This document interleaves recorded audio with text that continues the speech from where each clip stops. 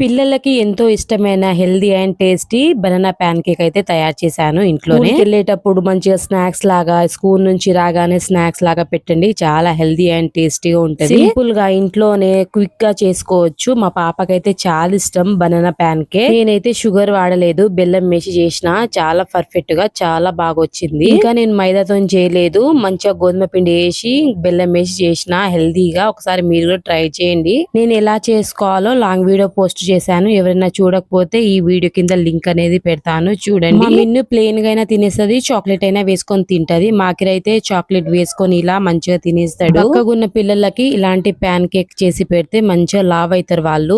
గోధుమ పిండి ఇంకా బనానా కదా, ఇలా చేసి పెడితే మంచిగా హెల్దీగా లావ్ అవుతారు. తప్పకుండా పిల్లలకైతే ఇలాంటి హెల్దీ బ్రేక్ఫాస్ట్, ఇలాంటి హెల్దీ స్నాక్స్ అయితే చేసి ఇవ్వండి. బనానా ప్యాన్ కేక్ నేను ఎలా చేయాలో లాంగ్ వీడియో అయితే పోస్ట్ చేశాను. ఎవరైనా చూడని వాళ్ళైతే లాంగ్ వీడియో అయితే చూడండి. మంచి హెల్దీ స్నాక్స్ అయితే చూపిస్తూ ఉంటాను. ఈ వీడియో కానీ మీకు నచ్చినట్లయితే లైక్, షేర్, సబ్స్క్రైబ్ చేసుకోండి. నాకైతే బనానా ప్యాన్ కేక్ చాలా బాగా నచ్చింది. ఉంటాను.